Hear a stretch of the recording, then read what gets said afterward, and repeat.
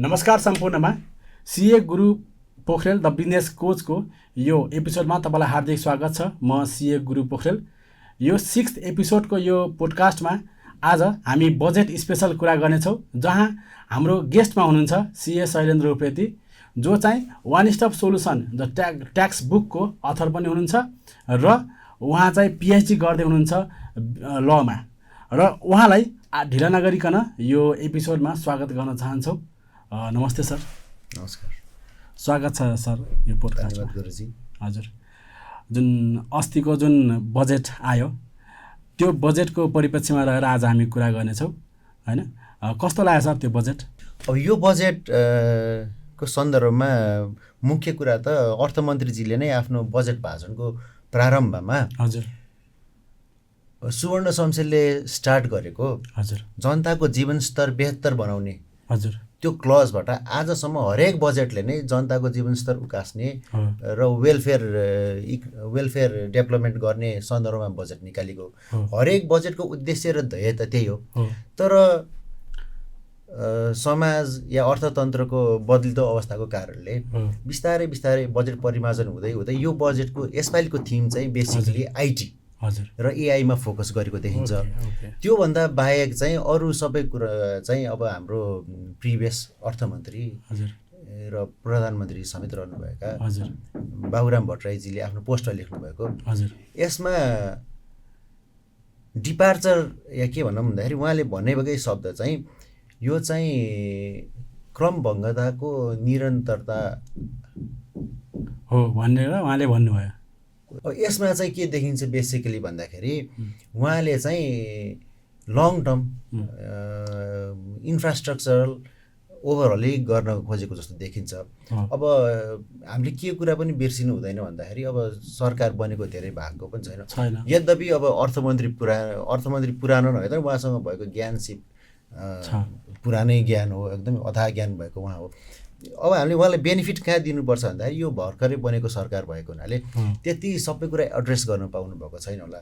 तर आगामी बजेटमा या अब अर्को के भनौँ भन्दाखेरि यो विधेयककै रूपमा छ, हुन त यो लगभग हुबहु पास हुन्छ होला, तैपनि यसमा केही न केही ट्विस्टहरू गर्न मिल्ने, केही चेन्जहरू गर्न मिल्ने ठाउँ अझै छ। ऐनमा केही न केही चेन्ज अझै हुन्छ होला भन्ने आशा गरौँ। तर उहाँको थर्स्ट चाहिँ इकोनोमीलाई नै ओभरअल गर्ने र लङ टर्ममा चाहिँ देशलाई उहाँले भने जस्तो समृद्धिको बाटोमा 7% ग्रोथ कन्सिस्टेन्ट गर्ने उहाँको ध्येय छ। हेरौँ त्यो सफल हुनु भने हामी सबैको सफलता नै हुन्छ होला। हो, त्यही त देशको विकास सँगसँगै अब व्यक्ति जो चाहिँ रोजगारी गर्ने व्यक्तिहरू छ उहाँहरूलाई पनि एकदमै सजिलो भएको छ यसपालि। के तपाईँको 10 लाखसम्मको स्ल्याब रेट र 29% 39बाट 29% गरेको छ, होइन? त्यसमा हजुरको विचार के छ सर? मतलब ठिक गर्यो या गलत गर्यो या के छ यसमा चाहिँ उत्साह कुरा अथवा के छ? अब फेसबुक कमेन्ट्सहरू हेर्दा चाहिँ सबैजना उत्साहित नै हुनुहुन्छ, होइन? बेसिकली हजुर रोजगारमा जो हुन्छ स्यालेरिड क्लास जो हुनुहुन्छ उहाँ एकदमै उत्साहित हुनुहुन्छ र एकदम अपबिट हुनुहुन्छ। तर यसमा हामीले अलिकति त्यो विधेयक पढ्दाखेरि त्यहाँ के लेखेको छ भन्दाखेरि व्यक्ति वा दम्पति भनेर अलिकति त्यहाँ ट्विस्ट छ कि।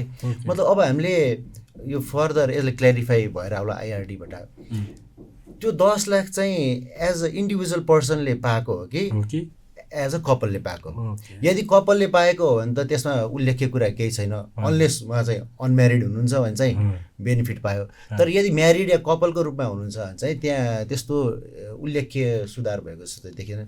त्यही will have to wait and watch त्यो इन्डिभिजुअल व्यक्तिले पाएको हो कि कपल अप्ट गरेको व्यक्तिले मात्र पाएको हो भन्ने कुरा, होइन? यदि इन्डिभिजुअल अप्ट गरेको करदाताले पाउनु भयो भने त्यो चाहिँ एकदम वेल एन्ड गुड, एकदम फाइन हो। र त्यसले चाहिँ अब एक हिसाबले सरकारको राजस्वमा केही न केही डेन्ट त गर्ला, तर अर्को पाटोमा जो कर्मचारीले त्यो रेमुनरेसन पाइरहनु भएको छ उहाँहरूको हकमा हेर्दा त त्यसले त उहाँको क्रय शक्ति पर्चेसिङ पावरको एकदम एनहान्समेन्ट हुन्छ। त्यसले इकोनोमीमा एउटा मल्टिप्लायर इफेक्ट ट्याक्सको डाइरेक्ट बेनिफिट नभए नि इकोनोमी मल्टिप्लायर इफेक्टले गर्दाखेरि इकोनोमी चलायमान भन्ने डिमान्ड क्रिएट हुने गर्दा अन्ततोगत्ता देशलाई राम्रै गर्छ जस्तो लाग्छ मलाई। ओके, अनि हाम्रो 39%बाट 29% पनि आएको छ होइन, जुन हायर एकदम धेरै ट्याक्स तिर्नु पर्यो, 39% तिर्नु पर्यो भन्ने गुनासो थियो। यसमा चाहिँ हजुर के छ सर? अब दुईटैको इफेक्ट त उही नै भयो नि। अब यताबाट स्ल्याब रेट बढ्नु र उताबाट इन्कम ट्याक्सको रेट घट्नुले अल्टिमेट इफेक्ट त त्यही दिन्छ नि। किन भन्दा ultimately pocket of the tax पेयरमा पैसा बढिरहेको छ। त्यहाँ दुईटैको गोल त एउटै हो होइन। त्यही हुनाले अब यसको आन्सर पनि अघि जस्तै स्ल्याब रेट बढ्दाखेरि जुन चाहिँ क्रय शक्ति बढ्ने, पर्चेसिङ पावर बढ्ने र त्यसको रिपल इफेक्ट चाहिँ अन्ततगतवा इकोनोमीमा गएर डिमान्ड क्रिएट हुने र त्यो एउटा भर्चुअस साइकल भन्छ नि, इकोनोमी भाइबल हुने एउटा भर्चुअस साइकल, डिमान्ड र सप्लाईको भर्चुअस साइकलमा जान्छ जस्तो लाग्छ मलाई। ओके ओके, अनि सर अब हामी भ्याटको कुरा गरौँ होइन, भ्याटमा चाहिँ बहुदरको कुरा आयो जुन चाहिँ पहिला थिएन, 13% मात्रै थियो, अहिले चाहिँ 5% पनि आएको छ। यसमा चाहिँ हजुर के छ सर, मतलब 5% लाउनु, त्यही माथि पनि इलेक्ट्रिसिटीमा लागेको छ होइन, हजुरलाई के छ सर यसमा? अब यस्तो रहेछ कि इलेक्ट्रिसिटीमा अब यो मैले बेसिकली यो यसपालिको बजेटमा भएको 3टा कुरा चाहिँ एकदम उल्लेख्य जस्तो लाग्छ कि एउटा इलेक्ट्रिसिटीको भ्याट भन्नुभयो हजुरले, अर्को कुरा एजुकेसन र हेल्थमा लागेको ट्याक्स। अब त्यो दुईटा कुरा पछि कुरा गरौँला। अहिले हजुरले जुन चाहिँ इलेक्ट्रिसिटीको ट्याक्सको कुरा गर्नुभयो नि, त्यसको मैले यसो अलिकति न्युमेरिकल्स हेर्दाखेरि नेपालमा लगभग 60 लाख सेवाग्राहीहरूले चाहिँ विद्युतको पैसा तिर्नु हुँदो रहेछ होइन। अब त्यसमध्ये 50 युनिट्स पर मन्थ उपभोग गर्ने, कन्ज्युम गर्ने कन्ज्युमर्सहरू चाहिँ लगभग 2/3 या 40 लाख, 30 देखि 40 लाखको रेन्जमा चाहिँ बिलो 50 युनिटको क्याटेगोरी पर्नु हुँदो। त्यही हुनाले अब त्यो 2/3 of the consumers of any भनौँ न, उहाँहरूलाई त यसले छोएको छैन, बाँकी 1/3लाई छुने होइन। त्यही हुनाले बाई एउटा लार्ज चङ्कलाई त यसले एक्सक्लुड गरिसकेको छ। तथापि अब मार्केटमा कस्तो एउटा भाष्य डेभलप भएको छ भन्दाखेरि यसले गर्दा चाहिँ एकदम कन्ज्युमरलाई मार्नै पर्यो भनेर एउटा भाष्य डेभलप भएको छ। तर त्यो भाष्य सत्य पनि हो टु सम एक्सटेन्ट। किन भन्दाखेरि अल्टिमेटली तिर्ने त फेरि कन्ज्युमरले हो। तैपनि यसले हामीले कन्ज्युमरले कति तिर्यो इमिडिएट भनौँ न, इमिडिएटली कन्ज्युमरले कति तिर्यो भनेर खालि त्यो कोणबाट विश्लेषण गर्नुभन्दा पनि कसरी हेर्नुपर्छ, ओभरअल इकोनोमीमा के इम्प्याक्ट पर्छ होइन। ओभरअल इकोनोमीमा यसले चाहिँ मेरो विचारमा राम्रो इम्प्याक्ट पर्छ। किन भन्दाखेरि इलेक्ट्रिसिटी सेक्टर एज सच चाहिँ तपाईँको भ्याटको दायराबाट एक्सक्लुड हुनाले त्यो इनपुट जुन चाहिँ प्रड्युसरहरूले लिएर इनपुट भएर कहीँ त्यो बसिरहेको हुन्छ त्यो चाहिँ अब फ्लो हुने भयो होइन। भने त्यो त्यसले चाहिँ एउटा के भन्दाखेरि त्यो कन्ज्युमरको कस्ट रिडक्सन भएर त्यो यदि कन्ज्युमरको कस्ट रिडक्सन भएर यदि त्यो पास ओभर हुन पायो भने अल्टिमेटली सामानै सस्तो होला, कस्ट अफ प्रडक्सन सस्तो होला र अल्टिमेटली तपाईँले यता एउटा पकेटबाट कन्ज्युमरले तिरेको पैसा अर्को पकेटमा चाहिँ कस्ट अफ प्रडक्सन सस्तो भएको हुनाले अफसेट हुन सक्ने चान्स पनि छ। त्यही हुनाले इमिडिएट कन्ज्युमरलाई केही पकेटमा बर्डन परे पनि अल्टिमेटली ओभरअल इकोनोमी एङ्गलबाट हेर्दा चाहिँ मलाई चाहिँ त्यस्तै खासै तात्विक भिन्नता हुन्छ जस्तो लाग्दैन। तर यसमा 2-3टा कुरा चाहिँ हामीले ख्याल गर्नुपर्छ। के ख्याल गर्नुपर्छ भन्दाखेरि बेसिकली 3टा कुरा। एउटा कुरा चाहिँ भ्याट क्रेडिट त 13% हुन्छ। पर्चेजर जुन चाहिँ हाइड्रो पावर कम्पनीहरू हुन्छ या जुन चाहिँ नर्मल रेट अफ ट्याक्सेसन छ त्यो 13% हो। तर यदि सेल्समा 5% मात्र र इनपुट भ्याट क्रेडिट चाहिँ 13% हुँदै त्यो 13% र 5% स्टेट अफ गर्न पाउने कि नपाउने एउटा कुरा एड्रेस गर्नुपर्ने देखिन्छ। त्यो एड्रेसमा देखिँदैन। अर्को कुरा के एड्रेस गर्नुपर्ने देखिन्छ भन्दाखेरि अब कुनै हाइड्रो पावरहरूले हाइड्रो पावर बनाएर सिओडी भएर उनीहरू कम्प्लिसन फेजमा छन्। अब उनीहरूले यसको बेनिफिट त पाउँदैनन् होला। तर जो चाहिँ on the verge of completion छन् अनि सिओडी हुने ठाउँमा छन् उहाँहरूको त 5-6 वर्ष लगाएर हाइड्रो पावर प्रोजेक्ट बनेको हुन्छ। अब त्यो जुन चाहिँ just on the verge of production छन् उहाँहरूले त्यो क्रेडिट कसरी लिने? या 5 वर्ष अगाडि किनेको सामानको कुनै एउटा बिल त 5 वर्ष अगाडिका हुन्छ। हाम्रो इन्कम ट्याक्स के अरे सरी हाम्रो भ्याट एक्टले चाहिँ खालि 1 वर्ष अगाडिको मात्र क्रेडिट लिन पाउँछ भनेको छ। अब त्यो ओभरअल कस्टको बेनिफिट लिनलाई त उहाँहरूलाई केही रिल्याक्सेसन चाहिन्छ जस्तो लाग्छ भ्याट एक्टमा। त्यो चाहिँ मोर देन 1 इयर भन्दा पनि अगाडिको भ्याट क्रेडिट चाहिँ तपाईँहरूले पाउनुहुन्छ भन्ने कुराको एउटा आश्वासन चाहिन्छ जस्तो लाग्छ। अब यसै सन्दर्भमा थर्ड कुरा चाहिँ के छ भन्दाखेरि थर्ड विषय जुन चाहिँ यसमा एड गर्नुपर्ने जस्तो लाग्छ भन्दाखेरि जुन चाहिँ सेड्युलमा राखिएको छ 50 युनिट वाट 50 युनिट भन्ने कुरा चाहिँ डिफाइन भएको छ नि, whether it is annual whether it is monthly होइन। अब यसलाई चाहिँ मेरो विचारमा यो मन्थली नै हो। यसमा अब यो समथिङ टाइपिङ एरर भएर यो इरेज भए हुनसक्छ, यो मन्थली नै हुनुपर्छ। र अझै अब आम करदाताको कन्सर्नलाई एड्रेस गर्नलाई अब सरकारले पनि अब रेस्पोन्सिभ कदम चालेर अहिले इनिसियली चाहिँ अब धेरै करदाताहरूलाई मर्का नपार्नको लागि त्यो जुन 50 युनिट्स छ 50 युनिट्स चाहिँ केही अलिक बढाइदिएर 100 युनिट्स 150 वाट एभर। अब उहाँहरूको ब्याक एन्डमा केही क्यालकुलेसन भयो होला, होमवर्क गर्दाखेरि केही क्यालकुलेसन गर्नुभयो होला, त्यो क्यालकुलेसन हेरेर यो फर्स्ट इयर अफ इम्प्लिमेन्टेसन भएको हुनाले ल एउटा चाहिँ त्यो बार रेज गरिदिउँ ताकि चाहिँ धेरै कन्ज्युमरहरूले चाहिँ यसको मार नपरोस् भनेर त्यो गर्नुपर्ने देखिन्छ होइन।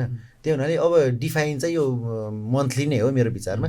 अझ क्ल्यारिटीको लागि चाहिँ त्यो मन्थली भनेर लेख्नुपर्छ जस्तो मलाई लाग्छ। यति भनौँ। तर यसमा एउटा कुरा के पनि एड गरौँ भन्दाखेरि यस्तो इम्प्याक्टफुल डिसिसन गर्दाखेरि सरकारले के अरे इन्डिपेन्डेन्ट पावर प्रोसेसर्सहरू या अब एनइएसँग त गरेकै होला होइन। त्यस्तो प्राइभेट सेक्टरमा पनि एउटा पोलिसी डायलग चाहिँ यसको इम्प्याक्ट के हुन्छ भनेर सुरुदेखि नै पोलिसी गरेको भए चाहिँ वी वुड हेभ बिन अवेर के सरकारले यस्तो सरकारले गरेर लाछ भन्ने कुराबारे अवेर क्ल्यारिटी आउँथ्यो होला। यो एकदम बोल्ड एकदम माथि एउटा बिजुली झरेको जस्तो के बोल्ड फ्रम द ब्लू भन्छ 81 आएको हुनाले चाहिँ अलिकति सक भएको हो। तर हेरौँ अब यस रेस्पोन्स चाहिँ हेर्नै पर्नेछ, सरकारले केही एड्रेस गर्छ होला जस्तो लाग्छ मलाई। हो अब यसमा चाहिँ मान्छेले चाहिँ अब एडप्ट गर्न अलिकति गाह्रो भएछ आम जनताले कि जस्तै हाम्रो चाहिँ अब बेसिक कुरा के भन्दा शिक्षा स्वास्थ्य बिजुली होइन यही कुरा हो। अब यही कुरामा पनि भ्याट लिइदिने जस्तै शिक्षा स्वास्थ्यमा पनि हाम्रो 3% छ होइन। अब यो कुरालाई हजुरलाई के छ त आखिर भन्नाले जस्तै स्यालेरीको स्ल्याब रेट घटाएर अथवा इम्प्लोइको स्यालेरी बढाएर लास्टमा चाहिँ आम जनताबाट पैसा उठाउने होइन, यो चाहिँ मतलब किन यस्तो गरे होला अथवा के हो यो यसको मेन रिजन चाहिँ? अब हजुरले भन्नुभयो 3टा बेसिक कुरा त मैले भने। इलेक्ट्रिसिटी चाहिँ मलाई इमिडिएट यसले ठुलै इम्प्याक्ट पारे पनि लङ टर्ममा त्यस्तो इम्प्याक्ट पार्छ जस्तो लाग्दैन। यद्यपि अब कन्ज्युमरको पकेटबाट अलिकति रुपियाँ गए पनि त्यो कन्ज्युमरले त्यसलाई नेगेटिभली पर्सिभ गर्छ। तर यो बजेटको सबैभन्दा रिग्रेसिभ पार्ट चाहिँ एजुकेसन र हेल्थ नै हो होइन। एजुकेसन र हेल्थमा जुन चाहिँ कर बढाउने प्रयास भइरहेको छ त्यो चाहिँ एकदम रिग्रेसिभ स्टेपै हो। किन भन्दाखेरि यो त इन्डाइरेक्ट ट्याक्सको रूपमा आइरहेको छ नि, र यो चाहिँ टर्नओभर ट्याक्सेसनको रूपमा पनि आइरहेको छ। यसले प्रफिटमा ट्याक्स लागेको होइन कि टप लाइन टर्नओभरमा ट्याक्स लागेको हुनाले यसको इम्प्याक्ट ठुलो हुन्छ। र अब हामीले जुन उद्देश्यले यो समता ट्याक्स भनौँ न, समता ट्याक्स शिक्षा समता र हेल्थ समता जुन ट्याक्स लागेको छ यसको पछिको ऱ्यासनल हेर्दाखेरि चाहिँ त्यहाँ के लेखिएको छ भन्दाखेरि प्राइभेट या निजी विद्यालयबाट लिएर सरकारीको पूर्वाधार बढाउने यावत कुराहरू लेखेको छ। त्यस्तै हेल्थमा पनि प्राइभेट हेल्थ इन्स्टिट्युसनबाट लिएर त्यो चाहिँ यता आम जनताको लागि युज गर्ने या प्राइभेट हस्पिटलको लागि उत्तरोन्नतिको लागि युज गर्ने भन्ने चाहिँ त्यहाँ ध्येय देखिन्छ। तर हामीले एउटा कुरा के बिर्सिनुहुन्न भन्दाखेरि इकोनोमी चाहिँ जिरो सम गेम होइन के। हजुर, इकोनोमी जिरो सम गेम होइन। यसको मतलब मैले कसरी बुझाउन खोजेँ भन्दाखेरि एउटा इकोनोमीलाई तपाईँले एउटा केक होइन एउटा गोलो केक मान्नुभयो भने तपाईँले प्राइभेटको केकको टुक्रा काटेर सरकारीलाई दिने हो र? यदि तपाईँले केकको साइज सेम राख्नुभयो भने चाहिँ त्यो प्राइभेटको केकको टुक्रा काटेर सरकारले दिँदा फाइदा हुन्थ्यो होला। तर हामीले एप्रोच के गर्ने भन्दाखेरि केकको साइज एउटाको केकको टुक्रा काटेर अर्कोलाई दिने होइन कि केकको साइज चाहिँ बढाउने के। इकोनोमीको साइज बढाएर यदि हामीले त्यो जुन चाहिँ बढेको रेभेन्यूबाट सरकारी अस्पताल या सरकारी स्कुलले फन्ड गरे त भइहाल्यो। हामीले प्राइभेटबाट खोसेर सरकारीले दिने भन्दा पनि इकोनोमी नै ग्रो गराएर सरकारीलाई चाहिँ अलिकति प्रमोट गरेको भए हुन्थ्यो, एउटा कुरा त्यो। अनि अर्को कुरा हामीले के बिर्सिनुहुन्न भन्दाखेरि सरकारी स्कुल र सरकारी हस्पिटलमा आम जनता किन नगएको भन्ने कुरा पनि त बिर्सिनु भएन नि। त्यो केही ग्याप छ नि त, त्यो ग्याप फुलफिल गर्नको लागि नै प्राइभेट स्कुल र प्राइभेट हस्पिटल खोले र त्यहाँ पेसेन्ट्स या स्टुडेन्ट्सहरू गइरहेको केही रियालिटी त छ नि, त्यो रियालिटी सरकारीमा केही ग्याप भएर त हो नि। हामीले के गर्नु पर्यो मेरो विचारमा, अब अर्थमन्त्री विज्ञ हुनुहुन्छ होइन, सरकारी स्कुल सरकारी कलेज यथेष्ट खोल्नु पर्यो जहाँ पनि एक्सेस हुनु पर्यो र त्यहाँ क्वालिटी पावर एक्सिलेन्स हुनु पर्यो, excellent quality of service in health र एजुकेसन भयो भने को चाहिँ महँगो पैसा तिरेर प्राइभेट चाल्छ। त्यही हुनाले मैले के भने भन्दाखेरि हामीले प्राइभेटको खुट्टा काटेर सरकारीले अग्लो बनाउने होइन कि, बोथलाई विन विन सिचुएसनमा ल्याउनलाई द इकोनोमीलाई नै या द साइज अफ द केकै ठुलो पारेर रेभेन्यू डिस्ट्रिब्युट गरेको या त्यस्तो गरेको चाहिँ अलि उचित हुन्थ्यो जस्तो लाग्छ। अब हेरौँ यसमा पनि केही रिभाइज गर्दै हुन्छ जस्तो लाग्छ होइन। यो अलिकति एक्सेसै भयो जस्तो लाग्छ, किन भन्दा यो टर्न ओभर ट्याक्सेस हो कि, त्यही भएर अलिकति यसको बर्डन चाहिँ बढी नै पर्छ जस्तो लाग्छ। र अर्को कुरा के भन्दा यो चाहिँ एकचोटि सरकारले टेस्ट गरेर फालिसकेको कुराले फेरि बिउताउन खोजिरहेको छ नि त। अब यसमा केही होमवर्क त अवश्य भएको होला, तैपनि यो एकदमै यो बजेटको रिग्रेसिभ पार्ट चाहिँ यही हो जस्तो मलाई लाग्छ। ओके सो अनि अर्को टपिकमा जाउँ हामी। अर्को टपिक चाहिँ पुँजीगत लाभ कर जुन चाहिँ क्यापिटल गेन ट्याक्समा चाहिँ 5 देखि 7.5 देखि 10 गराएको छ र त्यसलाई चाहिँ फाइनल भनेर बजेटबाटै भनिएको छ होइन। अब यो चाहिँ खासमा चाहिँ हजुरलाई के लाग्छ यसमा सर? यसमा चाहिँ अब रेट बढाएको इफेक्ट अब भोलि अब हामी सोमबार मङ्गलबारतिर जुन हाम्रो सेयर मार्केट छ, सेयर मार्केट पनि अब के हुन्छ, उसले चाहिँ कतिको लिन्छ, अनि प्लस हाम्रो चाहिँ फाइनल विथहोल्डिङ ट्याक्स हो भनिदिएको कारणले गर्दाखेरि कस्तो इफेक्ट गर्छ होइन। यो दुईटातिर एउटा नेगेटिभ छ एउटा पोजिटिभ छ होइन। अब त्यो दुईवटा साइडलाई चाहिँ हजुरले कसरी लिनुभएको छ सर? अब सेयर मार्केट आफैमा भोलाटाइल हो होइन, यसले केही इन्डिकेटर्स इन्फर्मेसन पाउने बित्तिकै यसले रियाक्सन त देखाउँछ। तर हामीले के बिर्सिनु हुन्न भन्दाखेरि क्यापिटल मार्केटमा कमाएको ट्याक्स, क्यापिटल मार्केटमा कमाएको प्रफिटमा हुने ट्याक्स या सिजिटी भनौँ न अहिले सर्टमा, त्यो सिजिटीमा ट्याक्स फाइनलै थियो पहिला पनि होइन। यद्यपि आयकर ऐनमा लेखेको थिएन, एउटा मन्त्रालयबाट इस्यु भएको सर्कुलर जुन चाहिँ अब वाइडली पब्लिकै छ त्यसमा स्पष्ट लेखेकै छ कि इट इज फाइनल, यसमा फर्दर ट्याक्स लाग्दैन। अझ क्ल्यारिटीको लागि यो दफा 92मा 1 होइन, दफा 92 1 मा चाहिँ यो हालिएको जस्तो लाग्छ। यसमा चाहिँ के लेखेको छ भन्दाखेरि अब यो ट्याक्स फाइनल हो भनेर एउटा क्ल्यारिटी दिन खोजेको छ। तर त्यो क्ल्यारिटी दिने सिलसिलामा के हो भन्दाखेरि अब त्यो इन्टेन्सनली लेखिया हो कि होइन मलाई थाहा छैन, चाहेको भन्ने टर्म छ क्या। करदाताले विवरण फाइल गर्न चाहेको खण्डमा अब चाहेको भन्ने शब्द पनि तपाईँले आयकर ऐनमा राखेर ऐन बनाउन मिल्छ कि मिल्दैन त्यो आफ्नो ठाउँमा हो। त्यसले चाहिँ कस्तो कन्फ्युजन क्रिएट गरेको छ भन्दाखेरि आम करदातामा, यदि चाहिँ कर विवरण फाइल गर्यो भने यो फाइनल होइन, यदि कर विवरण फाइल गरेको छ भने चाहिँ यो फाइनल होइन, नगरेको छ भने चाहिँ फाइनल हो।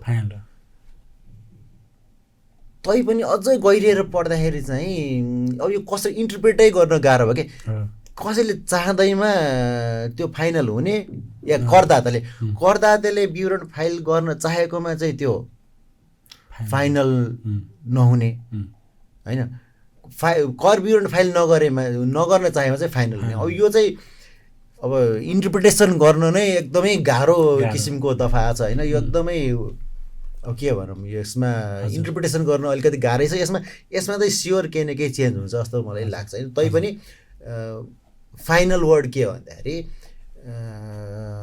इन्कम ट्याक्स जुन चाहिँ लाभमा लगाएको छ त्यो अलिकति अधिकै भयो जस्तो पनि मलाई लाग्छ।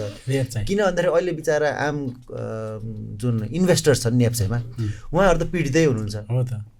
हुन त अब कसैले गुमाउने कसैले कमाउने त त्यो हमेसा चलिरहन्छ। तर पनि अहिलेको माहौलमा इन्डेक्स नबढेर चाहिँ करदाताहरू या भनौँ न इन्भेस्टरहरू मर्माहत भएको बेलामा ट्याक्स रेट चाहिँ स्टेबलै बनाएर कमसेकम यो क्यापिटल गेन चाहिँ फाइनल हो भन्ने मात्र भनेको चाहिँ एकदमै बुम सिचुएसन आउँथ्यो होला। तर यतातिर क्यापिटल गेन फाइनल हो भने उतातिर चाहिँ करको भार बढाउने हुनाले अब यसलाई एक्ज्याक्टली कसरी मार्केटले हेर्छ भन्ने चाहिँ भन्न गाह्रो छ। तैपनि एउटा सर्टेनिटी चाहिँ दिन खोजेको हो सरकारले। भनेपछि अब मार्केट चाहिँ के छ सर, मतलब कन्फ्युजनको एरियामा छ अहिले चाहिँ, बढ्ला कि घट्छ भन्ने कुरा चाहिँ अझ फिक्स भएन। अब यस्तोहरू मार्केट बढ्ने घट्ने जस्ट वान कारण होइन, मल्टिफ्याक्टोरियल कज हुन्छ होइन। अब एउटा ट्याक्सको कारणले बढ्ला, अर्को बजेटको ओभरअल इकोनोमीको कारणले बढ्ला, अर्को राष्ट्र ब्याङ्कले गर्ने नीतिको कारणले बढ्ला। एउटा सिङ्गल कजेसन फ्याक्टर चाहिँ होइन मार्केट बढ्ने नबढ्ने। अब हुन त अब म यसमा खासै के कमेन्ट गर्न चाहिनँ, किन भन्दाखेरि अब मल्टिफ्याक्टोरियल कज हुन्छ त्यो। म फेरि करको स्टुडेन्ट, यता सेकेन्डरी मार्केटमा त्यस्तो विज्ञ नभएको कारणले त्यता कमेन्ट गरेर अलिक पछि नै हटेँ म। ओके, अब सरलाई चाहिँ एउटा हाम्रो एउटा के छ भन्दाखेरि ट्याक्स रेटमा जुन चेन्ज फेरबदल हुन्छ नि, समस्या ट्याक्स रेटमा हो कि ट्याक्स इम्प्लिमेन्टेसनमा हो सर? जस्तै मानौँ कम्प्लायन्समा हो कि होइन ट्याक्स रेटमा हो, कस्तो के लाग्छ तपाईँलाई? अब यसको हजुरको के, अब हजुरले जुन क्वेसन सोध्नु यसको आन्सर चाहिँ म कसरी भन्छु भन्दाखेरि धेरै देशहरूमा हजुर कस्तो इम्प्याक्ट देखिएको छ भन्दाखेरि ट्याक्स रेट तपाईँले घटाउँदाखेरि हजुर करदाताको मोरल बुस्ट हुने, हजुर इकोनोमीमा पनि एकदम पोजिटिभ मेसेज जाने र इकोनोमीमा अघि भने मल्टिप्लायर्स इफेक्टले गर्दाखेरि ओभरअल इकोनोमी भाइब्रेन्ट भएको हुनाले, मोर कलेक्सन अफ ट्याक्सेस भएको हुनाले ट्याक्स रेट घटे पनि इकोनोमी भाइब्रेन्ट भएर अल्टिमेटली सरकारको कफर भरिने होइन, त्यो ट्रेजरी भरिने दृष्टान्तहरू त धेरै नै छन्। अब यसले तपाईँले भने जस्तो करको रेट घटाउँदैमा अर्को इम्प्याक्ट के पनि पर्छ भन्दाखेरि ट्याक्स पेयर्सहरू चाहिँ मोर कम्प्लायन्ट विथ ट्याक्स होइन, more motivated to pay tax. किन भन्दाखेरि ट्याक्सको बर्डन कम भएपछि कसले आफ्नो खल्तीमा आएको पैसा कसले चाहिँ देखाउनु, कसले चाहिँ तिर्न खोज्छ र होइन। आफ्नो खल्तीमा आइसकेको पैसा आखिर तिरेको त सरकारले हो, कमसे कम पैसा तिर्न चाहन्छ नि त मान्छेले, ट्याक्स कम भइदियोस् भयो। त्यही भनेर त नामै त कर या ट्याक्स भइरहेछ नि। कमसे कम कर तिर्ने उद्देश्य सबैको हुन्छ। कम ट्याक्स तिर्दा चाहिँ करदातालाई त्यस्तो पिन्च पनि नहुने होइन, र उसले तिर्न पनि खोज्ने हुनाले मोर कम्प्लायन्स चाहिँ बढ्छ। त्यही हुनाले अब विश्वव्यापी ट्रेन्ड पनि देख्छ। अब यहाँ चाहिँ खासै त्यस्तो कर घटाउन खोजेको जस्तो चाहिँ देखिएको छैन होइन। तैपनि अब ई बिलिङ यावतका कुराहरू अर्थमन्त्रीज्यूले गर्नुभएको छ नि, आइटीसँग इनेबल गरेर सिमलेस ट्रान्जेक्सनहरू गर्ने देखाउने, अनि ई बिलिङका कुराहरू, त्यसले चाहिँ अल्टिमेटली कम्प्लायन्समा चाहिँ बढावा दिन्छ जस्तो लाग्छ। तर मैले अघि भने जस्तो ट्याक्सकै रेट घटाएर कम्प्लायन्समा आउने जस्तो पोलिसी चाहिँ यसपालिको बजेटमा भएको जस्तो देखिँदैन। हजुर, अघि हजुरले भन्नुभयो बाहिरको कुरा गर्नु होइन, यो बजेटमा चाहिँ इन्टरनेसनल ट्याक्सेसन सम्बन्धी के फेरबदल भएको छ सर?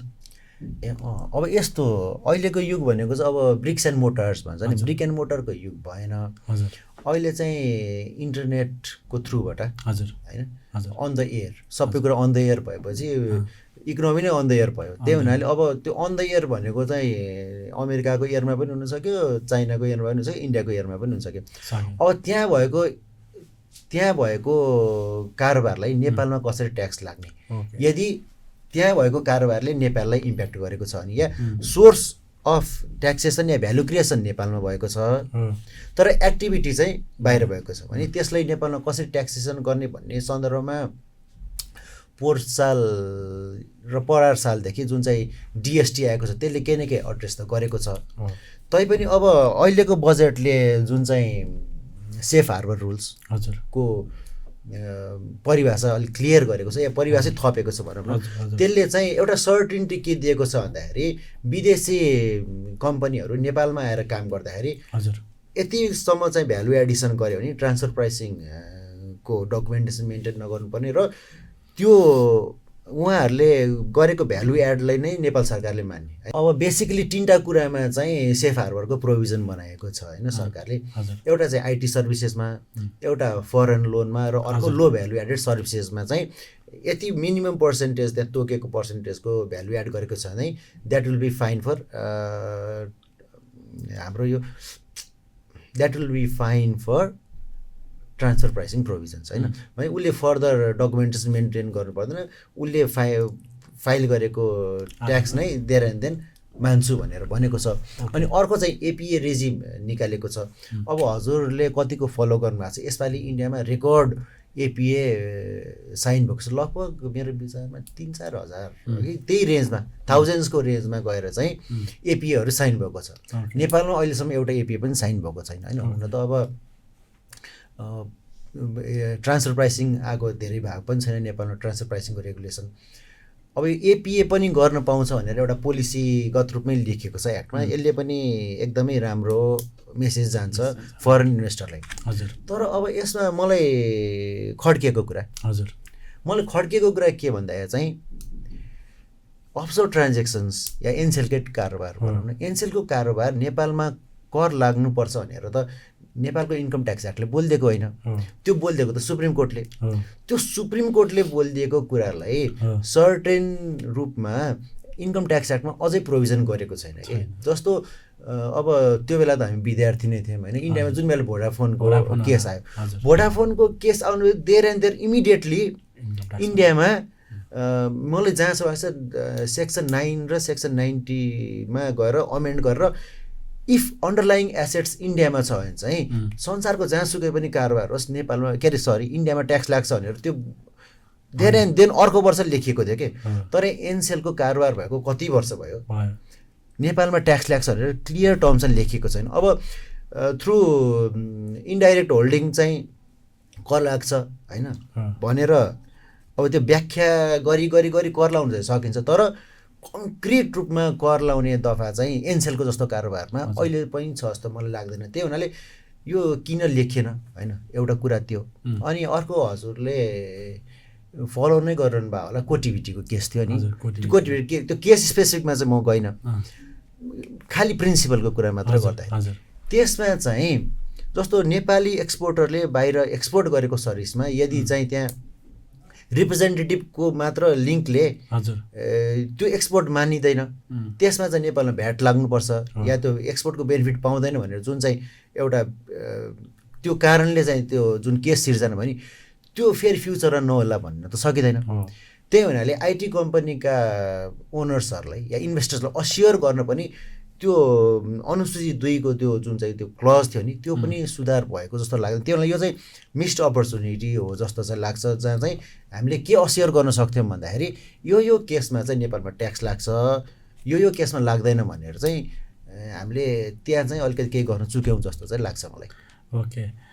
अनि सर हजुरको कुरा सुनेर अब अलिकति हामी लिटिगेसनको कुरा गर्छौँ होइन। नेपालमा चाहिँ एकदमै धेरै करको यदि मुद्दामा गयौँ भने चाहिँ त्यो वर्षौँ लाग्ने, कर मात्र होइन अरू पनि मुद्दामा हामी गयौँ भने अलिकति टाइम लाग्ने हुन्छ। करको कुरामा चाहिँ के छ सर हाम्रो लिटिगेसनको कुराहरू, अथवा हाम्रो त्यहाँ चाहिँ कतिको प्रोभिजनहरू थाहा हुन्छ अथवा थाहा भए पनि कतिको इम्प्लिमेन्ट हुन्छ होइन, अथवा नेपालको कानुनमै त्यस्तो कुरा नभएर हामीलाई गाह्रो परिरहेको छ कि के हो सर खासमा कुरा? होइन, अब हामीले हजुरले भनेको कुरा ठिक हो। हजुरले भनेको कुरा के सेन्समा ठिक हो भन्दाखेरि वी हेभ स्ट्रक्चर्स, एकदम एफिसियन्ट स्ट्रक्चर्स छन्, तर स्ट्रक्चरको वर्किङ चाहिँ ठिक जस्तो लाग्दैन कि। र स्ट्रक्चरमा केही अलिअलि ट्विस्टिङ गर्ने, केही फेरबदल गर्नुपर्छ जस्तो पनि लाग्छ। अब इन्कम ट्याक्स भ्याट एक्साइजको जुन आइआरडीले गभर्न गर्छ त्यसमा हजुरले थाहा नै होला फर्स्ट टायर अफ अपिल चाहिँ हाम्रो एडमिनिस्ट्रेटिभ रिभ्यूमा जान्छ। अब एडमिनिस्ट्रेटिभ रिभ्यूले त्यो चाहिँ हाम्रो डिजीले गर्ने भएको हुनाले डिजीले लगभग अब यसपालिको हाम्रो दाहाल सरले चाहिँ धेरै केस चाहिँ अब उहाँहरूले सकेसम्म धेरै केस चाहिँ सेटल गर्नुभयो जस्तो देखिन्छ होइन, र प्रिन्सिपली बेस्ड भएर पनि गरेको जस्तो देखिन्छ केही हामीले हेरेका केसहरू। तर अब कस्तो रहेछ भन्दाखेरि एक्टमा जुन कुरामा चाहिँ आइआरडी अपिल गइसकेको छ, even the that is right, डिजीले पनि त्यसमा चाहिँ नेगेटिभली लेख्नु नपाउने या करदाताको पक्षमा फैसला गर्न नपाउने, अब त्यो कहाँ रहेछ क्या एउटा प्रोभिजन, त्यो छ भनौँ न। त्यो प्रोभिजनको कारणले गर्दाखेरि even though tax payer is right, डिजीले के गर्नुपर्छ भन्दाखेरि कपी पेस्ट गरेर हुबहु ट्याक्स अफिसर उहाँ जुन चाहिँ ट्याक्स सम्बन्धित कार्यालयको ट्याक्स चिफले गर्नुभएको डिसिजन हुबहु कपी पेस्ट गरेर करदाताहरूलाई दिनु उहाँको आदेश दिनुहुन्छ। त्यो चाहिँ केही चेन्ज गर्नुपर्ने जस्तो देखिन्छ। र अर्को कुरा के भन्दाखेरि डिजीको कार्य व्यस्तता वा उहाँको वर्कलोडहरू त्यो पनि एकदम अत्याधिक हुने र उहाँ नै कर अफिसरहरूको हाकिम भएको होइन, उहाँ डाइरेक्ट सुपरभाइजर पनि हो। त्यही हुनाले त्यसमा पनि केही कन्फ्लिक्ट हो जस्तो पनि देखिन्छ। अब त्यो कन्फ्लिक्टले केही न केही अब बोल्ड स्टेप गरेर मिटिगेट गर्न सकिन्थ्यो पनि होला जस्तो यसपालिको हाम्रो उहाँले धेरै मुद्दा उल्टाउनु भएको छ नि यसपालिको एक्स गोइङ डिजी साहब हुनुहुन्छ उहाँले। तथापि एउटा इन्डिपेन्डेन्ट बडी चाहिँ एडमिनिस्ट्रेटिभ रिभ्यूको लेभलमा राखे भए राम्रो हुन्थ्यो जस्तो लाग्छ। किन त्यसले अलिकति कन्फ्लिक्ट अफ इन्ट्रेस्ट पनि आउन दिँदैन थियो अनि उहाँको चाहिँ त्यो खालि dedicated only for that purpose हुन्थ्यो होला नि त। त्यो कारणले चाहिँ लिटिगेसनहरू मोर ऱ्यापिडली सेटल हुन्थ्यो विभागको लेभलमा। तर विभागबाट माथि बढ्दाखेरि रेभेन्यू ट्रिब्युनलमा पनि अब त्यहाँ पनि 3 जना सदस्य हुनुहुन्छ, कानुनको, लेखाको र हाम्रो राजस्वको 3 जना सदस्य हुनुहुन्छ। राजस्वको सदस्य जो आउनुहुन्छ उहाँ चाहिँ डिजीको मुनिको मान्छे आउनुहुन्छ होइन। त्यो अब डिजीको मुनिको मान्छे आएर डिजीले गरेको डिसिजनलाई चाहिँ ओभररुल गर्नुहुन्छ। यद्यपि कति कैयन डिसिजनहरू चाहिँ ओभररुल भएका छन्, नभएका होइन होइन। रेभेन्यू ट्रिब्युनलको लेभलमा धेरै डिसिजनहरू ओभररुल भएका छन्, तैपनि स्ट्रक्चरली मात्र भन्दाखेरि त्यो पनि या डिजी भन्दा माथिको लेभलको या इक्वल ऱ्याङ्कको या अरू इन्डिपेन्डेन्ट मान्छे चाहिँ रेभेन्यू ट्रिब्युनलमा राजस्वको तर्फबाट गए भए मोर राम्रो हुन्थ्यो जस्तो लाग्छ। अब यस्तो छ कि अब त्योभन्दा माथि पुग्दा फेरि सुप्रिम कोर्टमा त सबै विधाका मुद्दाहरू त्यहाँ गएर बसेका हुन्छन्। त्यही हुनाले अब सुप्रिम कोर्ट आफै इन्डिपेन्डेन्ट बडी हो होइन, उसले आफ्नो सेल्फ गभर्न गर्छ। अब सुप्रिम कोर्टमा चाप मुद्दाको धेरै त्यही हुनाले अब सुप्रिम कोर्टमा गएर चाहिँ मुद्दा वर्षौँ लाग्ने ट्रेन्ड त छ। यद्यपि अहिले चाहिँ मुद्दाको चाप घट्दै घट्दै घट्दै गएको हुनाले 1-2 वर्ष 3-4 वर्ष भनौँ न, 1-2 वर्ष त 3-4 वर्षमा चाहिँ फैसला हुने ट्रेन्ड चाहिँ आएको छ होइन। अब बिस्तारै त्यो घट्छ पनि होला जस्तो लाग्छ मलाई। त्यही त।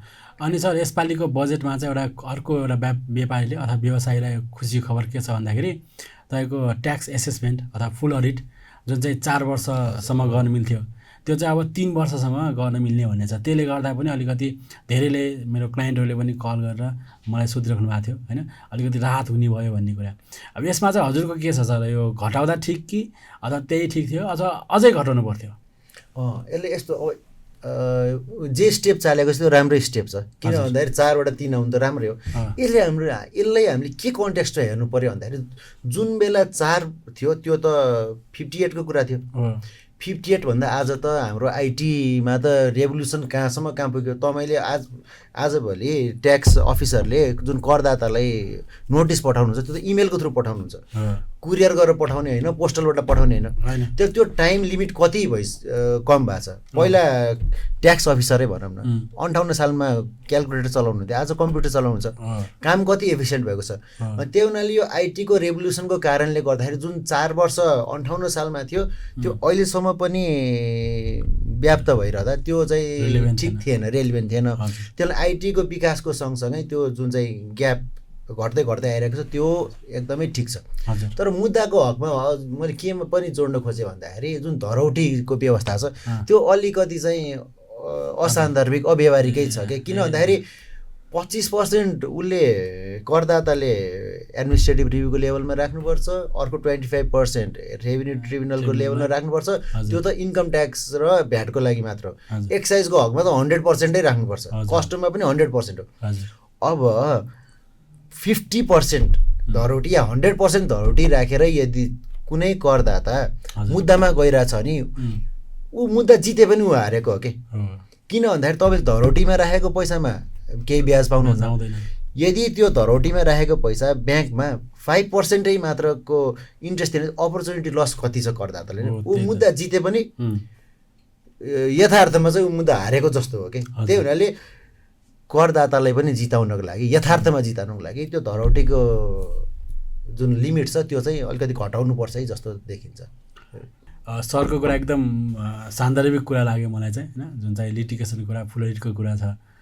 अब खासमा चाहिँ नेपालमा चाहिँ अर्को एउटा समस्या, जस्तो अघि तपाईँले एनसेलको कुरा गर्नुभयो होइन, त्यहाँ चाहिँ चेन्ज इन कन्ट्रोल छ, जुन चाहिँ 50% बढी यदि चेन्ज हुन्छ भने त्यो बेला चाहिँ तपाईँको सबै एसेट र लायबिलिटीमा चाहिँ क्यापिटल गेन लाउने होइन, क्यापिटल गेन ट्याक्स लाउने यस्तै नियमहरू छ होइन, जुन चाहिँ हामीले सेक्सन 57 भनेर एकदम बहुचर्चित सेक्सन पनि छ होइन, जुन चाहिँ हामीले चाहिँ हटाउने भनेर पनि कुरा गर्छौँ, कहिले राख्नुपर्छ भन्ने कुरा गर्छौँ। त्यहाँनिर जस्तै कोर्टको पनि डिसिजन आएको छ होइन। यसमा चाहिँ हजुरलाई के लाग्छ, सेक्सन 57 चाहिँ जस्तो अहिले यसपालिको बजेटले के कभर गर्यो र चाहिँ सेक्सन 57मा चाहिँ हामीले के कुरा सुधार्न जरुरी छ?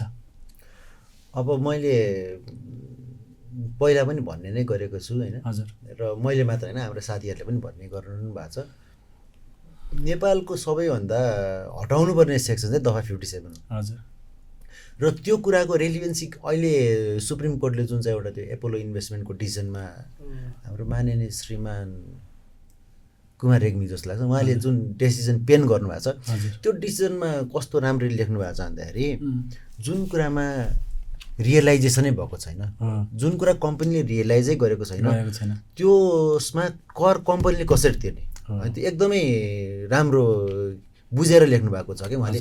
यद्यपि त्यो अबाइटर डिक्टामा आएको छ होइन, त्यो part of the final decision चाहिँ त्यो अर्कै छ। त्यो अबाइटर डिक्टामा लेख्यो भने मेन कुरा चाहिँ अनरियलाइज कुरामा चाहिँ जुन कर लगाइरहेको छ दफा 57 त्यो चाहिँ एकदम इरेलिभेन्ट इन्जस्टिस दिने किसिमको थियो। अब यो दफा 57मा चेन्ज गर्नुपर्छ भन्ने होइन, आम जनताको ट्याक्स पेयर्सको कन्सर्नलाई ट्याक्स अफिसले बिस्तारै सम्बोधन चाहिँ गरेको जस्तो देखिन्छ। किन भन्दा पोहोर परार साल चाहिँ त्यो भेन्चर क्यापिटलले हालेको पैसामा हुने चेन्जमा चाहिँ दफा 57 नलाग्ने भन्ने कुरा आयो।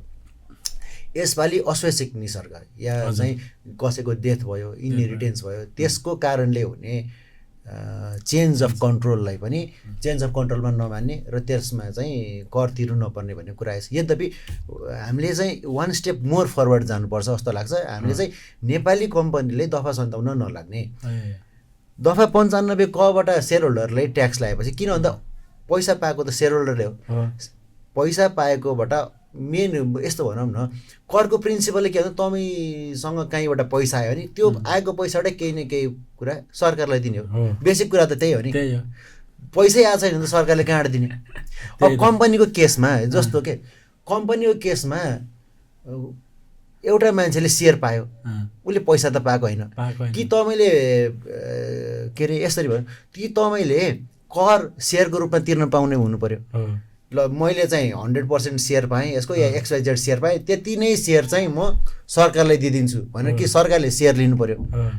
त्यो पैसामा कन्भर्ट त भएको छैन। Until and unless it is converted into जुन मिडियममा तपाईँले ट्याक्स तिर्नुहुन्छ त्यसमा चाहिँ कर लाउनु भएन मात्र भनेको। त्यही हुनाले अब बिस्तारै दफा 57मा यो घरेलु ट्रान्सफरले नै एकदमै करदाताहरू मर्माहित भएका थिए कि, जस्तो हाम्रो यति एयरलाइन्सको केस भनौँ न, त्यसमा अब बिचरा उहाँ बुवा हेलिकप्टरमा क्रास भएर बित्नु भयो, यता छोरालाई गेन भयो भनेर ट्याक्स लगाइरहेको छ पैसा कम्पनीलाई भनौँ न, कम्पनीलाई ट्याक्स लगाइ। त्यही हुनाले यस्तो बिस्तारै क्रमिक रूपमा सुधार चाहिँ भइरहेको छ। तैपनि अब वान फाइनल स्टेप चाहिँ बाँकी छ जस्तो लाग्छ सुधारको लागि, त्यो चाहिँ दफा 57 खारेज गर्ने for Nepali company, tax through दफा 95 को फर सेयर होल्डर्स, र until and unless cash realise भएको छ त्यो बेलासम्म चाहिँ कर नलाउने चाहिँ गर्नुपर्छ जस्तो लाग्छ। अलिकति केही सुधार अलिकति बाँकी नै छ जस्तो देखिन्छ। हजुरले के जस्तै नेपाली कम्पनी भनिराख्नु भएको छ होइन, जस्तै यदि चाहिँ ओभरअलै हटाउँदाखेरि चाहिँ कस्तो एनसेललाई फेभर गर्यो भन्ने कुरा आउँछ अथवा अरू बाहिरको कम्पनीलाई फेभर गर्यो भन्ने कुरा आउने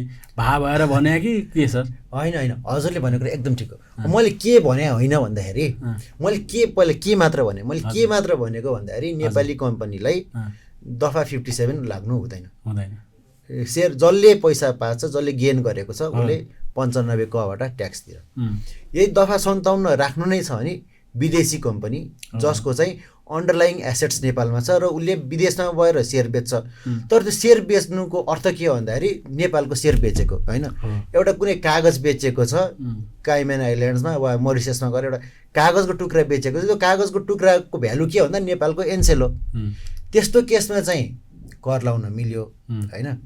तर नेपाली कम्पनीमा चाहिँ दफा 57बाट कर लाउनु हुँदैन जस्तो लाग्छ। अब यस्तो के विभिन्न फोरममा अब हाम्रो आइआरडीका सरहरूले भनेको हजुरले पनि कति विचार गर्नुभयो होला, उहाँहरूले के भन्नुहुन्छ भने दफा 57 चलाउनु हुँदैन, या मैले अघि भनेको जस्तो भ्याटको त्यो एनेक्स 2 चलाउनु हुँदैन। किन भन्दाखेरि कोर्टमा मुद्दा विचाराधीन छ अरे, कोर्टमा मुद्दा विचाराधीन छ भनेको कारणले दफा 57 या भ्याटको एनेक्स 2 चलाउनु पाउनु भन्ने लजिकमा चाहिँ केही दम छ जस्तो मलाई लाग्दैन। इफ कुनै कुरा अनफेयर छ या if something is not right त्यसले देन एन्ड देयर एड्रेस गर्नु पर्यो नि त। कोर्टले के गर्ला आफ्नो ठाउँमा छ होइन। तपाईँले हाम्रो अर्थमन्त्रीज्यूले पनि कुनै बेला भनेको मलाई याद छ, कोर्टलाई गभर्मेन्टको पोलिसी यस्तो हो या गभर्मेन्टको इन्टेन्सन यस्तो हो भनेर एजुकेट गर्ने पनि त आखिर त सरकारले हो नि त, थ्रु द पोलिसी या पार्लिमेन्टले यस्तो एक्ट भने जस्तो कोर्टले त्यही अनुसारको भर्डिक्ट त दिइहाल्छ नि होइन। अब कोर्टले अहिले यस्तो गर्ला त्यही भनेर यो ऐन नचलाऊँ भनेर चाहिँ हामी चाहिँ डराएर ऐन छुन चाहिँ डराउनु हुन्छ जस्तो मलाई लाग्दैन। What is right should be done there and then चाहिँ गर्नुपर्ने हो, तर त्यस्तो गरिया छैन। हेरौँ चेन्ज हुन्छ कि। Okay sir. अनि यो बजेटले चाहिँ हाम्रो सिएसआर जुन चाहिँ कर्पोरेट सोसल रेस्पोन्सिबिलिटी भन्ने छ त्यसलाई पनि छाएको छ होइन। अब हजुरलाई के लाग्छ सर, त्यो मतलब बेनिफिट छ अथवा छैन कि के छ यसमा? हजुरले यो सिएसआरसँगै अर्को कुरा पनि जोडौँ होइन। सिएसआर र जुन चाहिँ सेयर इस्यु एक्सपेन्सेस छ दुईटामा चेन्ज गरेको देखिन्छ। अब यसमा के भन्दाखेरि हाम्रो औद्योगिक व्यवसायन बाफिया अनि उतातिर इन्सुरेन्सको डिरेक्टिभ होइन, यावतले चाहिँ तत् निकायलाई चाहिँ 1% अफ द प्रफिट चाहिँ यदि सिएसआरमा खर्च गर्न पाउँछ, म्यान्डेटरीली खर्च गर्नु पाउँछ नि म्यान्डेटरीली खर्च गर्नुपर्छ भनेर रुल्स बनाएको छ। अब उता उसले म्यान्डेटरीले खर्च गर्ने अनि यता चाहिँ इन्कम ट्याक्सले यो चाहिँ सिएसआर हो, यसले चाहिँ बिजनेसको पर्पज टेस्ट मिट गरेन, यसले चाहिँ यो खर्चको कारणले चाहिँ प्रफिट जेनेरेट भएन भनेर जुन चाहिँ एडब्याक गर्ने प्रोभिजन थियो यसले चाहिँ एउटा फुल स्टप पूर्णविराम लगाइदिएको छ। अब ट्याक्समा पनि ट्याक्स असेसमेन्ट हुँदाखेरि सिएसआरलाई as good as business expenditure नै अलाउ गर्ने भनेर अब यसले यो विवादलाई अन्त्य गर्थ्यो। नत्र भए तपाईँले हेर्नु न सुप्रिम कोर्टको लेभलसम्म त सिएसआरको मुद्दा भर्खर पुगेको छ होइन। रेभेन्यू ट्रिब्युनलमा त यति मुद्दा छन् सिएसआरका, धेरै नै मुद्दा छन्। त्यही हुनाले अब एउटा स्ट्रिम लाइन के भन्दाखेरि चाहिँ विवाद अन्त्य भयो, सिएसआर एक्सपेन्सेसहरू चाहिँ अलाइबल हुन् भन्ने त्यो सर्टेन्टी आयो। अब अर्को इस्यु चाहिँ हाम्रो सेयर इस्यु एक्सपेन्सेस छन् हजुर होइन। अब सेयर इस्यु एक्सपेन्सेसमा पनि एकदमै मुद्दा भएर विवाद भइराख्ने इस्यु हो। किन भन्दाखेरि अब लिस्टेड कम्पनीहरू अभियसली लिस्टेड कम्पनीहरूले सेयर रजिस्ट्रारलाई पैसा तिर्नु पऱ्यो, नेप्सेलाई सेभनलाई या बुक मेन्टेन गर्नलाई पैसा तिर्नु पऱ्यो। अब त्यो चाहिँ कर अफिसबाट because it is in the nature of capital त्यो चाहिँ डिसअलाउबल हुन्छ भनेर एउटा त्यो अन द्याट रिजन डिसअलाउ हुने गरिएको थियो। अब यसपालि चाहिँ यो capital issue expenditure is revenue expenditure होइन, यो चाहिँ अलाइबल एक्सपेन्डिचर हो भनेर यो विवादलाई पनि यसले पूर्णविराम दिएको देखिन्छ। त्यही हुनाले अब लिस्टेड कम्पनीहरूले सिएसआर र तपाईँको क्यापिटल इस्यु एक्सपेन्डिचरमा सेयर इस्यु एक्सपेन्डिचरलाई ढुक्कले एक्सपेन्सेसको रूपमा क्लेम गर्न पाउने देखिन्छ। ओके, जुन यो विवादहरूलाई सोल्युसन गर्ने क्रममा होइन सर अर्को एउटा इस्यु पनि थियो कि जस्तै स्विट इक्विटी सेयर हजुर, अनि त्यहाँ पनि अब राम्रोसँग प्रोभिजन छैन भन्ने कुरा थियो, त्यहाँ पनि अलिकति क्लियरिफाई गरेको छ हजुर। अनि के सर त्यसमा सर? अब स्वेट इक्विटी सेयर भनेको पसिनाको सेयर मतलब कर्मचारीले कम्पनीमा लोयलपूर्वक काम गरे बापत उहाँहरूले अब त्यो हक पनि हो, एक हिसाबले आफूले पसिना बगाएर काम गरेको छ त्यसमा केही हिस्सेदारी आफ्नो हुनुपर्छ भन्ने स्वाभाविक हो। र यसपालिको बजेटले चाहिँ टु सम एक्सटेन्ट त्यसले एड्रेस गरेको छ, होल्ली त एड्रेस गरेको छैन। टु सम एक्सटेन्ट कसरी एड्रेस गरेको छ भने आइटी कम्पनी मात्र छ है। फेरि आइटी कम्पनीहरूले आफ्ना सेयर होल्डर्सलाई दिएको स्वेट इक्विटी सेयर्स चाहिँ भेस्टिङको बेला या दिएको बेला चाहिँ त्यो रोजगारीको आयमा समाहित हुँदैन। सेक्सन 8 वटा त्यसले एक्सक्लुड गर्यो। इभेन्चुअली कहिले ट्याक्स हुन्छ, रियलाइजेसनमा ट्याक्स हुन्छ होइन। यदि त्यो एम्प्लोइले जसले स्वेट इक्विटी पाएको छ उसले चाहिँ त्यो फाइनली जब डिस्पोज गर्छ या बेच्छ त्यो बेला चाहिँ उसले ट्याक्स लाग्ला। त्यो रिजनेबल पनि हो कि हुनुपर्ने यही हो। पाउँदाखेरि त उसले सेयर मात्र पाएको हो, पैसा पाएको होइन होइन। त्यही हुनाले त्यो पाएको बेला चाहिँ भेस्ट भएको बेला चाहिँ उसले पाउँदैन, फाइनली डिस्पोज भएको बेला चाहिँ ट्याक्स लाग्ने प्रोभिजन गरेको छ। तर अब यसमा अब सर्ट कमिङ्स भनौँ न के छ भन्दाखेरि खालि आइटी उद्योगले मात्र छोएको छ कि आइटी उद्योगका कर्मचारीले मात्र सेक्युरिटी पाउने हो त? होइन नि, होइन। अब कर्मचारी त आइटी कम्पनी भन्नुहोस् या अब म्यानुफ्याक्चरिङ कम्पनी या ब्याङ्किङ कम्पनी किन नभन्नुहोस् न, ब्याङ्कका कर्मचारीले जुन चाहिँ मेहनत र पसिना बगाएका हुन्छन् त्यो बापत प्रमोटर्सहरूले चाहिँ उहाँहरूको झन् लोयल्टी अभिवृद्धि गर्नलाई या फ्युचरको सर्टेनिटी गर्नको लागि इक्विटी सेयर दिनु, त्यसमा चाहिँ ट्याक्स लाउने, त्यो चाहिँ अलिकति इन्जस्टिस भयो जस्तो लाग्छ होइन मलाई। त्यही हुनाले अब यो स्वेट इक्विटीको जुन बेनिफिट ट्याक्स नलाग्ने बेनिफिट छ यो आइटीलाई मात्र होइन कि यसलाई चाहिँ अलिक ब्रोड गरेर on the time of vesting tax नलाग्ने, अन फाइनल डिस्पोजल चाहिँ ट्याक्स लाग्ने प्रोभिजन गरेर अलिक दायरा चाहिँ बढाउनु पर्छ ताकि चाहिँ अल इम्प्लोइ अफ नेपालमा चाहिँ समानता या इक्वालिटीको चाहिँ प्रत्याभूति दिन सक्नुपर्छ जस्तो मलाई लाग्छ। ओके दाइ, अब दाइ यो हाम्रो बजेटमा चाहिँ होइन जुन चाहिँ मैले 2-3वटा कुराहरू चाहिँ अलिकति नोटिस गरेको थिएँ कि कभर्ड भएको छैन तिनीहरू, जस्तै रेन्टल ट्याक्स जुन चाहिँ सेन्ट्रलले गर्ने कि लोकलले गर्ने भन्ने कुरा थाहा छैन होइन। यस्तै अरू के छन् सर जुन चाहिँ अलिकति यसले यो बजेटमा चाहिँ समेटेन अथवा समेटे पनि पूर्ण रूपमा समेटेन भन्ने खालको के छ सर? हजुर एकदम। अब यो रेन्टल ट्याक्सको इस्यु चाहिँ यसपालिको बजेटले यसलाई यो रेन्टल ट्याक्सको इस्यु चाहिँ यसपालिको बजेटले एड्रेस गर्नुपर्ने इस्यु थियो। हजुर। अब किन गरेन त्यो चाहिँ थाहा भएन, तर एउटा कारण के पनि हुनसक्छ भन्दाखेरि अहिले यो रेन्टल ट्याक्सको इस्यु चाहिँ संवैधानिक इजलासमा गएर भर्डिक्ट आउने क्रममा छ कि त्यही हुनाले त्यो बेलासम्मलाई चाहिँ उहाँहरूले केही चेन्ज गर्नलाई रेजिस्ट गर्नुभयो हो कि त्यो थाहा भएन। यसमा चाहिँ सृजना र मैले जुन केस गरेका थियौँ त्यो केसमा सुप्रिम कोर्टले चाहिँ मन्त्री परिषदको निर्णय अनुसार नै यो गरेको हो र यसले चाहिँ इन्टर फेडरल र लोकल लेभलमा केही कन्फ्लिक्ट ल्याएन भनेर यसलाई सेटल गरेको इस्यु। त्यसपछि चाहिँ एउटा विराटनगरको केस हजुरलाई त्यो थाहा नै छ होला, जानकारी नै हुनुहुन्छ होला। विराटनगरको केस जुन चाहिँ हामीले फाइल गर्नुभन्दा अगाडि फाइल भएको थियो त्यो चाहिँ हामीले गरेको पछि 2जना डिभिजन बेन्चले डिसाइड गरेपछि त्यसमा चाहिँ फेरि लोकल लेभलको अधिकार हो भनेर चाहिँ स्थापित गरिदिएको छ। अब सुप्रिम कोर्टको 2टा बेन्च, एउटा संवैधानिक इजलास अर्को चाहिँ डिभिजन बेन्चले फरक फैसला गरेको हुनाले अब यो फेरि यो कोर्टकै अन्त बल चाहिँ कोर्टको उसमा छ होइन। अब कोर्टले के डिसाइड गर्ला त्यो एउटा ठाउँमा छ। तर के भन्दाखेरि सरकार प्रोएक्टिभ भएर यो चाहिँ यसको हो भनेर भनिदिएको भए त त्यो कोर्ट यो विवादमा आउने नै थिएन नि।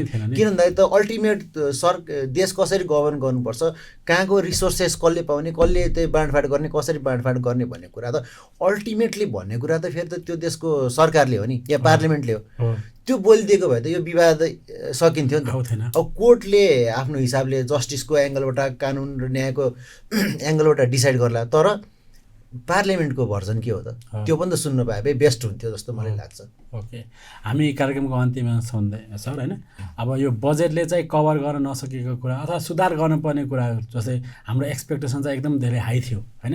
हामीले सोचेका थियौँ अब नयाँ गभर्मेन्ट 182 सिट भएको गभर्मेन्ट होइन, यसलाई चाहिँ एकदम उथलपुथलै ल्याउँछ भन्ने थियो।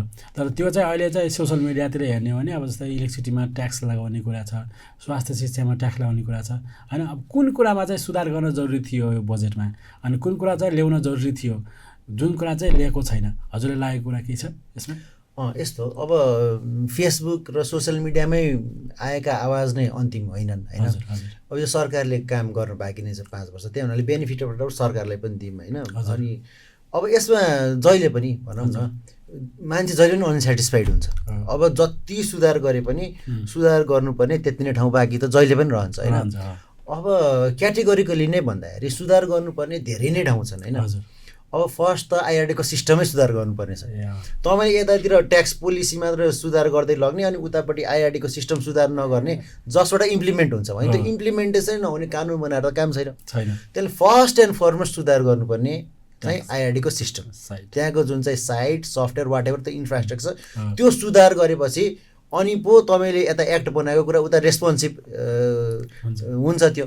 नत्र तपाईँले यतातिर अब जस्तो तपाईँको उनै भन्नु न त्यो भ्याटको रिफन्ड दिने कुरा, अनलाइन तपाईँले पैसा तिरेपछि भ्याटको रिफन्ड दिने त्यो त प्रोभिजन त आयो, तर इम्प्लिमेन्टेसन त भएन नि, किन त्यो इन्फ्रास्ट्रक्चरै छैन होइन।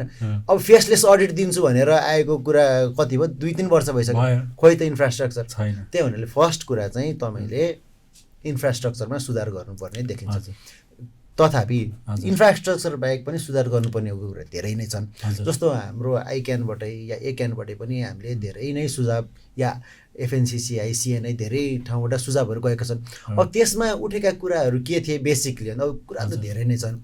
बेसिकली साना करदातालाई होइन करको धेरै मारमा पार्नु भएन, उहाँ उनीहरूले इज अफ बिङ बिजनेस, उहाँ स्पेसली साना करदाताको, ठुलाले त चार्टर्ड अकाउन्टेन्ट्स राख्लान्, लयर राख्लान्, एउटा स्ट्यान्डर्ड सफ्टवेयरहरू राख्लान्, तर साना करदाता जसले बुक्सै मेन्टेन गर्न त हुँदछ, जसले अब जहिले पनि ऊ पसलभन्दा बाहिर हुन्छ, उसले कहिले त बुक्स मेन्टेनै गर्नु पाउँदैन। अब उसले त बुक्स मेन्टेन गर भनेर या कम्प्लायन्सको बर्डन भनौँ न, अर्को शब्द कम्प्लायन्सको बर्डनमा राख्नु भएन स्मल ट्याक्स पेयर्सलाई। एउटा कुरा थियो, त्यो बिस्तारै चेन्ज गर्दै जालान् होइन। अनि अब हामीले अघि नै मैले भने दफामा चाहिँ यो चेन्ज गर्नुपर्छ भनेर धेरै नै सुझाव दिएका थियौँ। त्यो सबै सुझाव अहिले दोहोऱ्याउन सकिँदा पनि सकिँदैन होइन। त्यही हुनाले अब सुधार गर्ने ठाउँ चाहिँ इक्वली धेरै नै छन्। ओके सर, अनि मैले कुनै क्वेसन सोध्न तपाईँलाई कुनै छुटाएको छ त्यस्तो?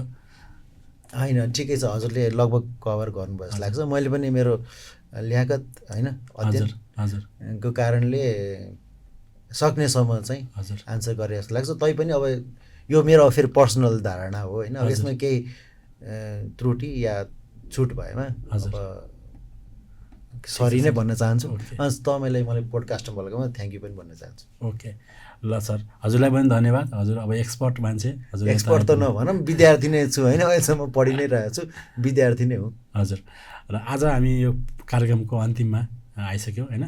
ल यो यति बेरसम्म हेरिदिनु भएकोमा सम्पूर्णलाई धन्यवाद दिँदै र हाम्रो सर सरेन्द्र सरलाई पनि धन्यवाद दिँदै म यो प्रोग्रामबाट बिदा लिन चाहन्छु। नमस्कार, धन्यवाद।